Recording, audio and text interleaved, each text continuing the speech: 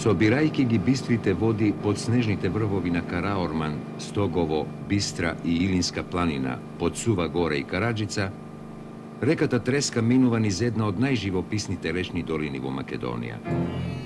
На својот пат, таа ги напојува малите плодни полиња и ливади затворени во тесната долина, а потоа брза кон клисурата, чии што стрми стени се издигаат високо над нејзиното корито.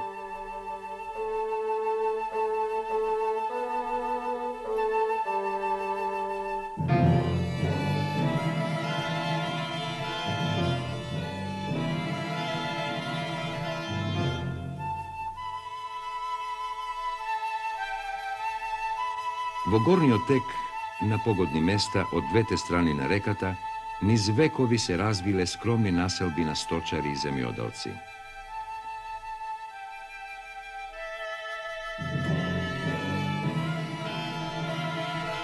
Во тешко пристапната клисура владеел мир, нарушуван од време на време само од писокот на птиците, кои се гнезделе во длабината на малите пештери и дупки распрснати по стрмите и недостапни стени.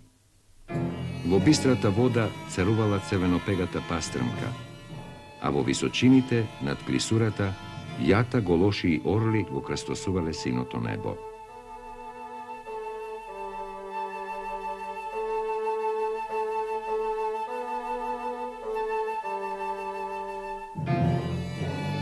Од едната страна, високите железни порти на клисурата ги оневозможувале несаканите посетители, а од другата, воените вооружени посади на двете тврдини, сместени на извонредни стратешки места, од кои првата позната под името Девич, а втората безимена, изградена на влезот во пространа пештера, денес позната кај населението под името Пешна, го штителе теренот од секакви изненадувања што би дошле од југ.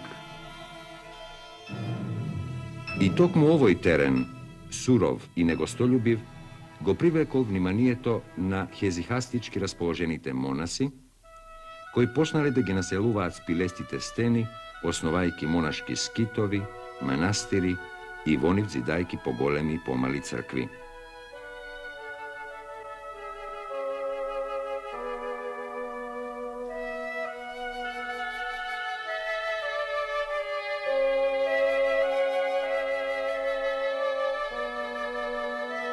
Денес се уште не е точно познато кога пристигнал во овој регион првиот монах, но со поголема сигурност може да се предпостави дека тоа биле немирните времиња по пропаста на македонската Самуилова држава, кога во Македонија настануваат посебни економски и политички услови. Тоа е времето кога и во други засолнети од главните патишта места никнуваат монашки келии, меѓу кои посебно значење имаат тие на Прохор Пчински, Гаврило Лесновски и Јоаким Осоговски. На планината Водно, која што ја затвора клисурата на Треска од источната страна, во 1164 година еден помалку познат принц од фамилијата на Комнените изградил скромна по димензии, но величествена по својот живопис црква, посветена на заштитникот на здравјето Свети Пантелеимон.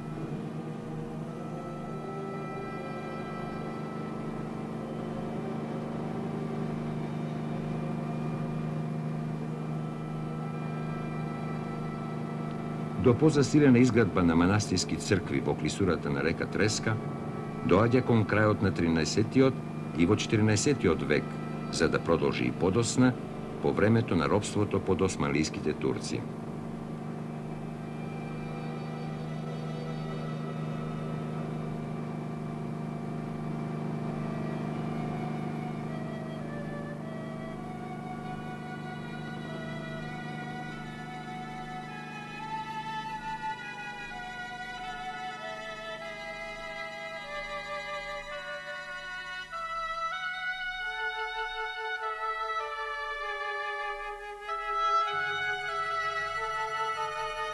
Меѓу најинтересните споменици на културата, зачувани во својата првобитна состојба, спаѓа манастирската црква посветена на Свети Андреа, изградена и живописана во 1389 година, чиј што ктитор бил Андреаш, синот на кралот Волкашин и братот на легендарниот крали Марко. Зачуваните старословенски надписи во црквата укажуваат покрај другото и на недвижните имоти што биле собственост на манастирот.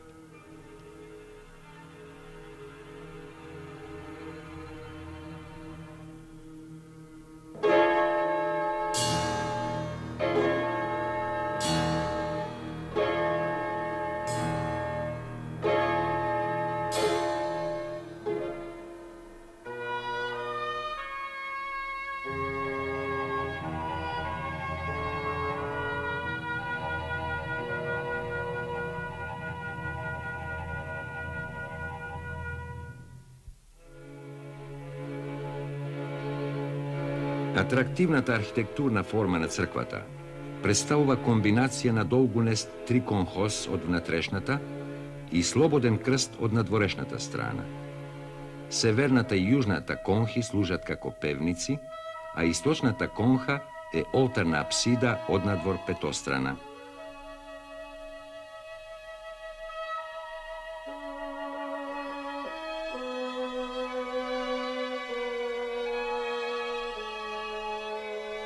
Изградена од кршен и делкан камен со употреба на тули, црквата има полихромни фасади разиграни со слепи ниши украсени со богати шари.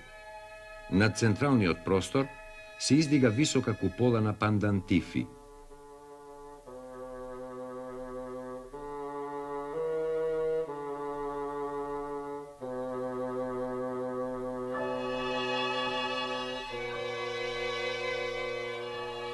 Кон правобитната црква од западната страна, во периодот на 16 век била изградена припрата, во која што исто така бил изведен живопис.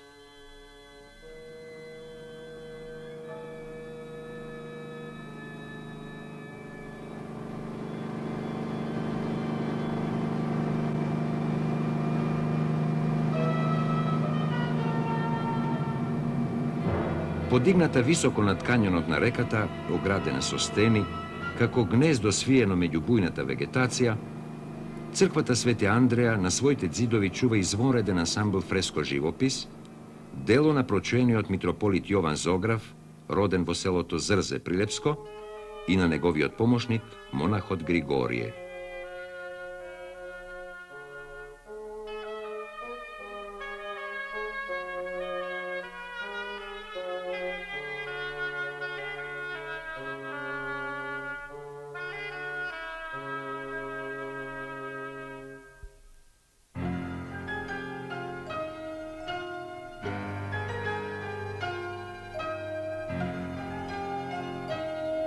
Извонредниот цртеж на вештиот Зограф зборува за изборот што го направил Андреаш, секако советуван од добри познавачи на сликарството во Македонија од овој период.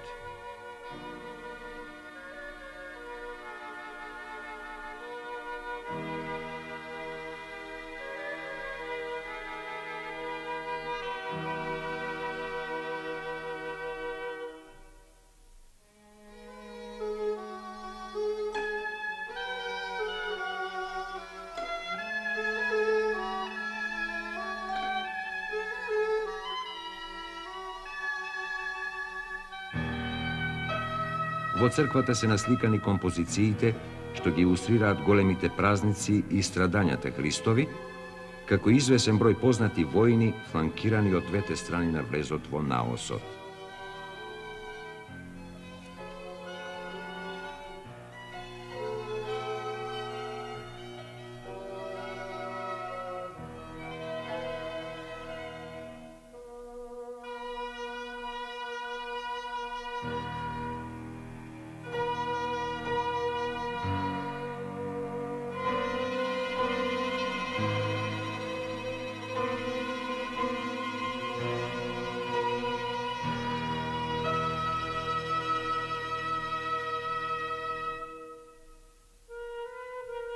Запознаен со тековите на современите уметнички движења, Зографот Јован сепак на извесен начин се опира на традицијата од постарото сликарство во Македонија, посебно на она од 13 век, нагласувајќи го својот став кон монументално прикажување на композицијата и една за него својствена архитектоника на фигурата.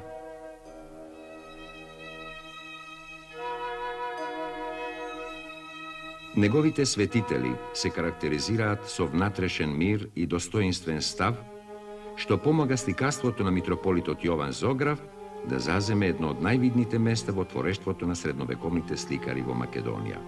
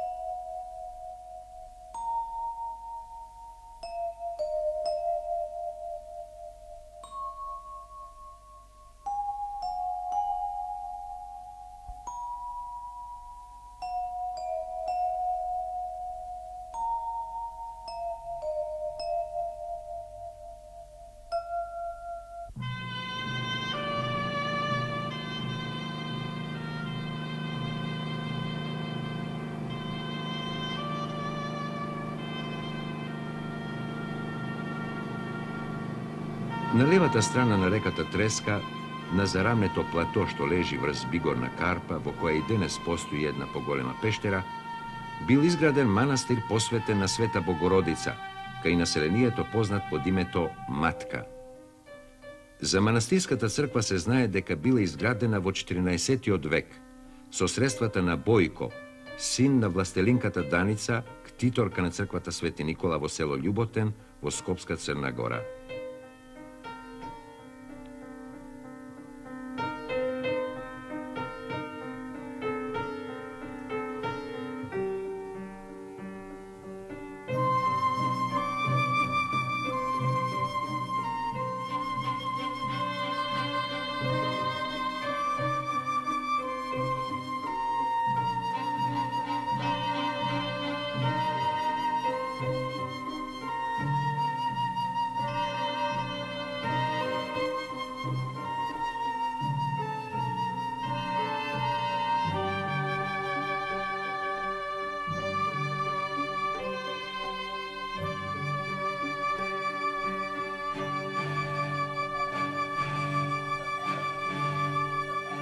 Од зачуваниот надпис во внатрешноста на црквата узнаваме дека во 1497 година некоја милица ја препокрила црквата и дала средства за незиното повторно живописување. Како помошници во обновата се споменуваат и некој Тошник со синот Никола и митрополитот Атанасије.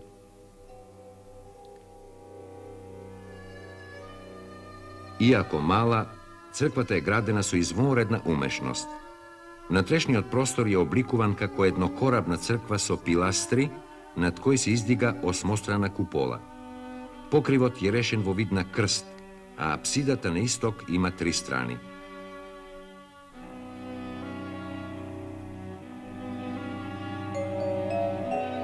Непознатиот зограф на живописот, работен во 1497 година, не спаѓа меѓу поталентираните зографи на своето време, иако сликајќи ги портретите на двајцата ктитори, покажува солидно познавање на зографскиот занает.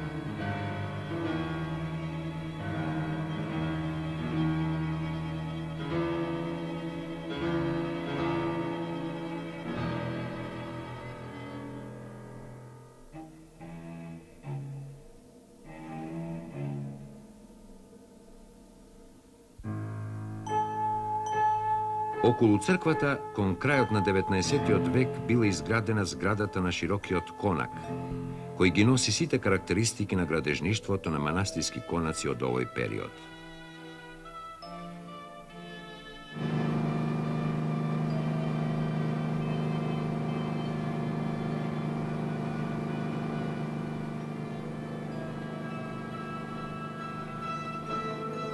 Низводно, во близината на селото Шишево, се наоѓа црквата посветена на Свети Атанасије, за која зачуваниот надпис кажува дека била изградена и живописана во 1565 година. Тоа е еднокорабна црква со голема апсида, засведена со полуобличаст свод. Фрагментите од мермерни блокови, умешно изработени, вградени по време на зидањето во незините фасади, покажуваат дека црквата била лоцирана на местото на некоја постара градба. Денес се разбира е тешко да се каже дали тоа била култна градба, некоја ранохристијанска базилика или имала профана функција.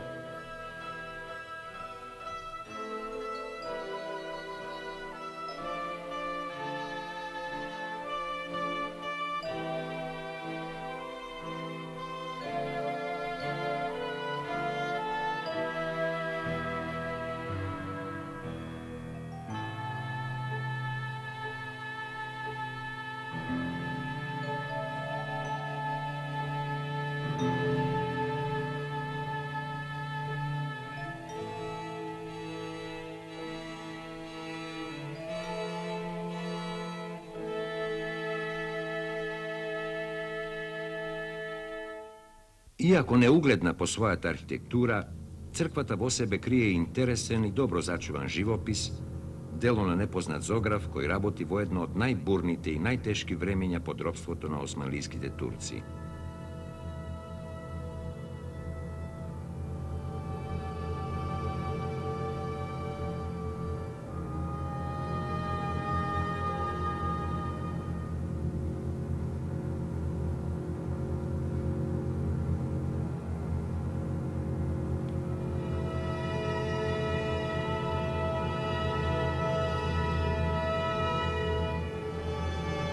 А какво било тоа време за христијанското население во овој регион, може да се заклучи по содржината на два записа, од кој првиот бил испишан 30 на години пред живописувањето на црквата, а вториот исто толку години по незиното живописување. Во првиот запис, еден монах од манастирот Свети Пантелеимон во Нерези лаконски констатира: во 1535 година ги расипаат црквите во Скопје. Меѓутоа, ние денес со сигурно знаеме дека репресивните мерки што во известни периоди ги преземала османлиската власт не успеале да го прекинат континуитетот на творештвото на македонските зографи. Загрижените монаси и местното население секогаш наоѓало средства и покрај тешката економска положба во која што се наоѓале, да изградат црква или барем да обноват некоја постара која се нашла во урнатини.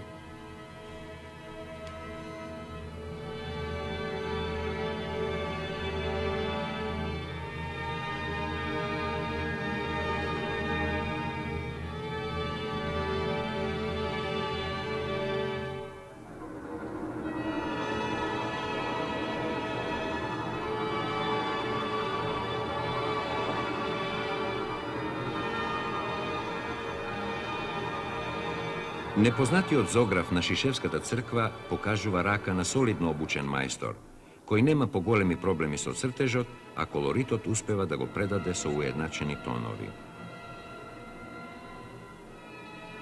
Анализирајќи го неговото сликарство, ги забележуваме и пошироките познавања на иконографијата.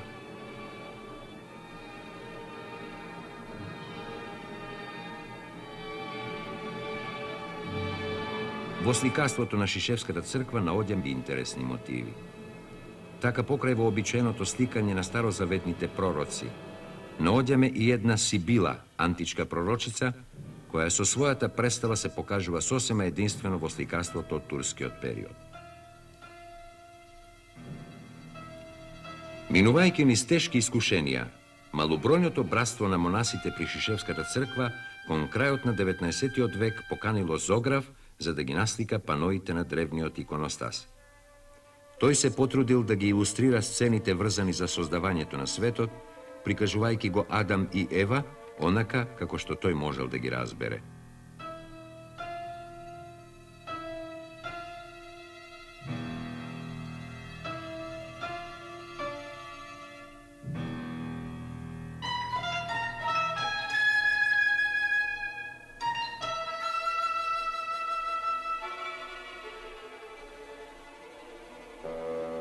Иако наивно, ова сликарство одбележува еден развоен период во нашето сликарство.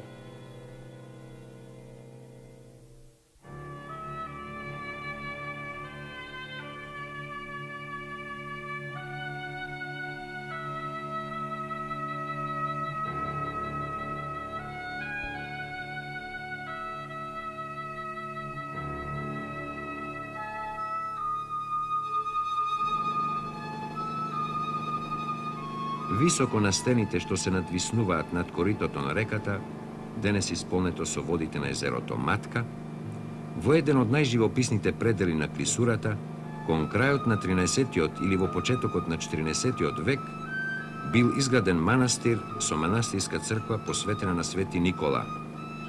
Денес оваа црква е позната под името Свети Никола Шишевски.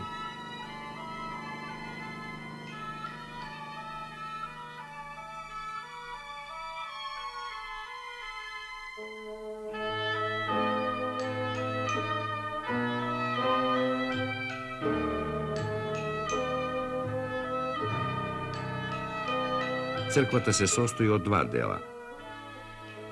Првиот, од источната страна, представува еднокорабна црква со полуобличест свод, со рамни фасади од кои зиркаат мали тесни прозорчиња. Вториот е доградениот во 1630 година со разиграна фасада со пиластри и осмострана купола.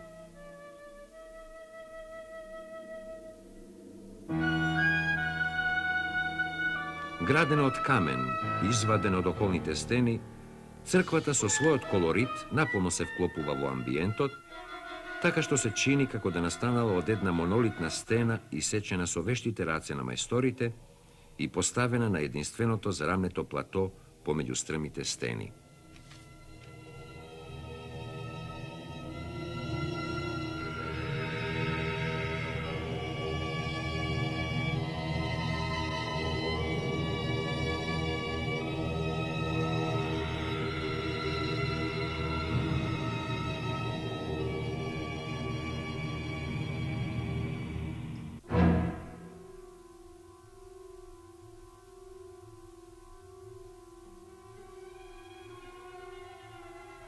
Во внатрешноста наоѓаме два слоја фреско живопис, од кој постариот е видлив само на неколку места од каде што отпаднал по новиот живопис.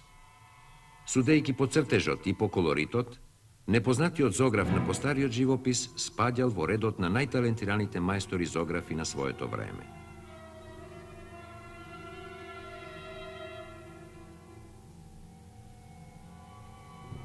Лицата на неговите светители со карактеристичен цртеж кој ги потенцира формите, покажуваат рака на вешт мајстор, кој во текот на повеќегодишната работа изградил свој ракопис со многу само за него карактеристични белези.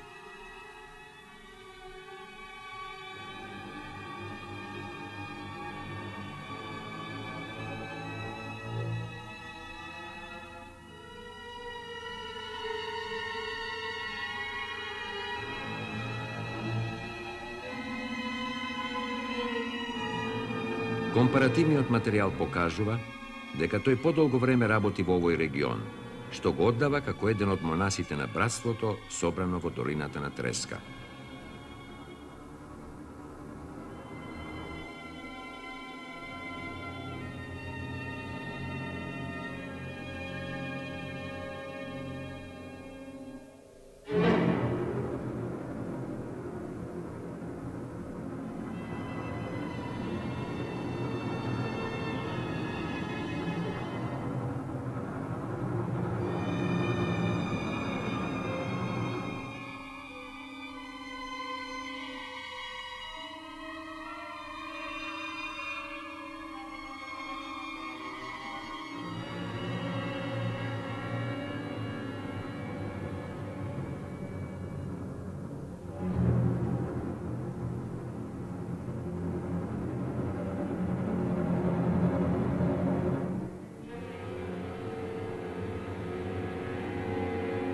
нема сомневање дека од неговата рака била живописана и црквата во селото Модриште на река Треска. Многу подоцна, во 1630 година, црквата на Шишевскиот манастир била обновена. Во тој период еден непознат, но талентиран зограф извел нов живопис, покривајќи го стариот.